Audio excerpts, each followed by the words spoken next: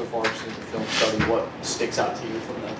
Yeah, really, just tough team. They're a very well coached, very disciplined team in what they do, and what they do it really well. And they're a team that's never going to quit. Obviously had a great win last week for a great team like NC State, and on the road at their place is never an easy place to play. And was down the fourth quarter and kept playing the whole game and ended up winning it. So definitely a team that you're going to have to play all four quarters against them. And they got good players and definitely a great opponent.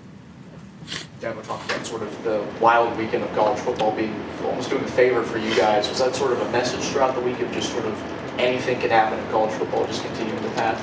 Yeah, I think more than anything, it's just, you got to take every team and make that the most important game of the year. Coach Swinney's been saying, hey, it's opening week. That's what he keeps saying is, it's first game of the season mentality every single week, and just treating every game like it's the biggest game of the year, because it really is, especially in the world of college football. So, this game that I'm about to play this Saturday is the most important game of the year for me, and ready to go treat it like any other. Yeah, they're a great team. They can do, just like the last 2 years they've been right there with us. So, I'm hoping to go play my best game on Saturday. So. You guys have been targeting in this just every game, one after the other, so many different guys being targeted. What's it like to be able to look out there and trust every single guy and know that you have so many weapons out there? It's really fun. It's exciting, and you get out there and there's just a sense of comfortability of you've got matchups really everywhere, and that's really just it's fun just because it's an advantage for us, I think, at times, because if they're going to go play man coverage, I got four guys out there that I trust can go win in man coverage, and it's more just kind of finding the guy on their team that maybe we can go after. So it takes a little bit of stress off of maybe one guy that we're having to depend on to really win every single time. Instead, we've kind of got guys everywhere, and it's really fun. After the game, I did the coach's show with Dabo, and he was so excited watching you run, and he's been really excited about that the last couple of weeks. I asked him what changed, and he joked some butt chewings, but also just your confidence. What's it been like maybe to watch film with him personally and to see him reacting to you, really breaking free in that side of your game? Yeah, just looking at the last year's film versus Wake, I think that was one of my worst games last year, and I just feel like I'm a totally different player. My confidence and just the way that I've grown, and really just kind of seeing the fruits of my hard work really come to life has really been fun. But working with Coach Swinney and the things that he teaches me and coaches me on, it's really helpful. And he's had a great career of college quarterbacks that he's coached, and that's somebody that you definitely want to listen to. So it's been really helpful. What's been maybe the most memorable, not maybe critique, but something that he has shared with you on the film that's really impacted you? I really can't think of like one little thing, but there's a lot of things that as the coach, as the head coach, like I said, he's coached so many guys that I've looked up to over the years, and guys that are still playing the league, and but just there's a lot of things that he knows that nobody else really knows, and little secrets about playing true college quarterback at elite level that I get to have full access to. So it's really fun. I don't know if you've seen, but your stats nearly mirror some of Deshaun Watson and Trevor Lawrence's early years. What does that mean to you, just to be in the same category as those guys?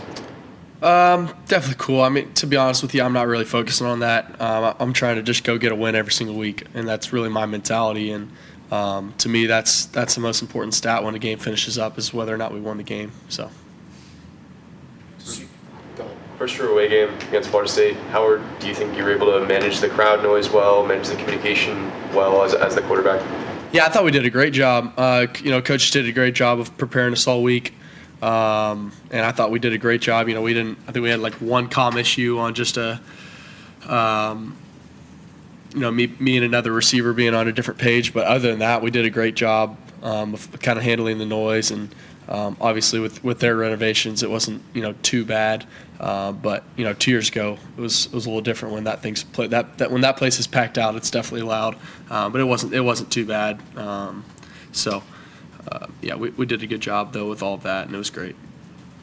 So for a lot of field goals this week, or field goal attempts, what have you guys been able to assess and take away? And you came out with the win, so that was most important. So how can you learn from this game and what they were doing? Or is there no stopping it? You just move forward? Yeah, I mean, obviously you want to see, hey, why didn't we do as good in the red zone as we have been the rest of the year?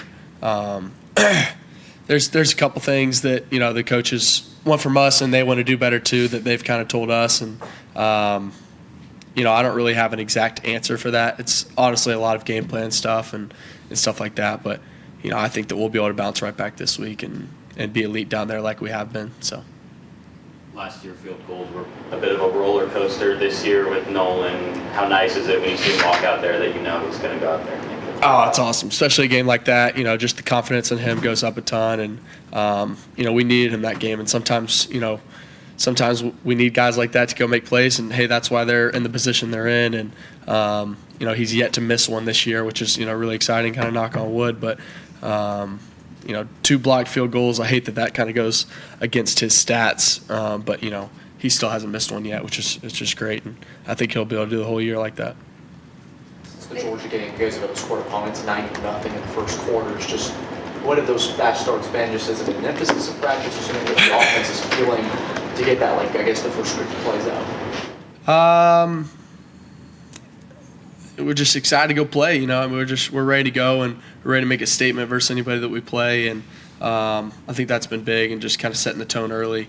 It's definitely been really really good for our team, and just on the overall game. So hoping to really put 4 quarters together in a game, and I think we've done that a couple times. So it's been great to be able to start like that and continue to do so. The school shared Dabo's post-game speech for his record-setting win. And I think Kyle tweeted that, he feels like sometimes he's in like an epic movie, like a sports movie, with some of these things that he gets to shoot and witness. Yeah. What's it like to be in those moments and to hear Dabo and to have him turn it around and say, the wins are great, but it's about you guys and about creating great men?